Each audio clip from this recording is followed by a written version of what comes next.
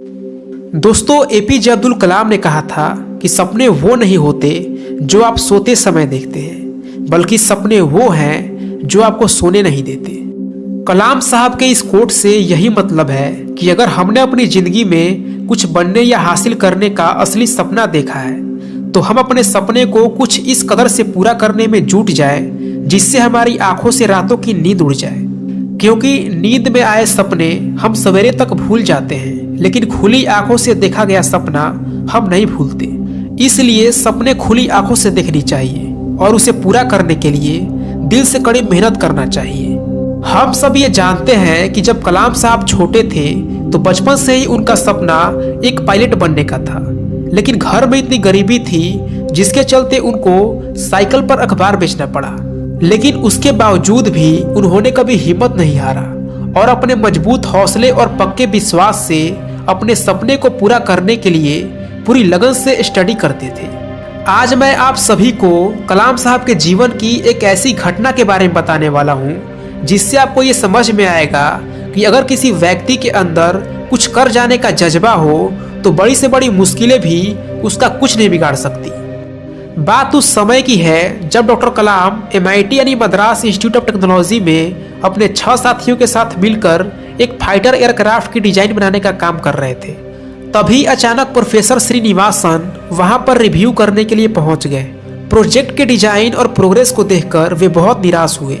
उन्होंने कलाम से कहा कि कलाम, मैं तुम्हारे काम से बिल्कुल निराश हूँ, मुझे तुमसे एक बेहतर डिजाइन की अपेक्षा थी। कलाम ने कई सारे कारण बताए लेकिन उन्होंने एक ना सुनी।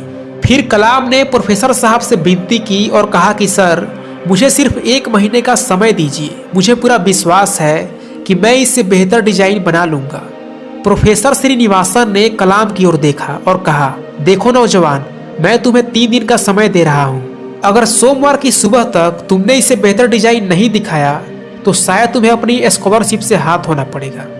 प्रोफेसर की मुंह से यह बात सुनकर कलाम एकदम से स्थगित रह गए। उनके सपने, उनका भविष्य सब स्कॉलरशिप पर टिके थे। परिवार के सदस्यों का चेहरा एक एक करके उनके जहन में आने लगा। उन सब ने कितने विश्वास, उम्मीद और आशा के साथ उन्हें यहाँ पढ़ने के लिए भेजा था। कलाम हिम्मत के साथ डटकर अपने कामों में जुट गए। उस रात वे बिना खाए पिए पूरी रात अपने साथियों के साथ काम में लगे रहे। अगली सुबह बस 1 घंटे आराम किया। कुछ देर बाद हल्का नाश्ता करके और फिर से उस काम में जुट गए। रविवार के सुबह जब वे उस काम को कंप्लीट करने जा रहे थे तभी अचानक उनके कंधे पर किसी ने हाथ रखा। कलाम ने पीछे देखा तो प्रोफेसर श्रीनिवासन खड़े थे। प्रोफेसर श्रीनिवासन एयरक्राफ्ट की डिजाइन को देखकर बहुत खुश हुए। उन्होंने कलाम की पीठ थपथपाई और गले से लगा लिया और बोले कि मैं जानता था कि काम पूरा करने के लिए बहुत कम समय देकर मैंने तुम पर दबाव डाला, लेकिन मैंने ये उम्मीद नहीं किया था कि तुम इतना बढ़िया काम कर दिखाओगे। You have done a great job.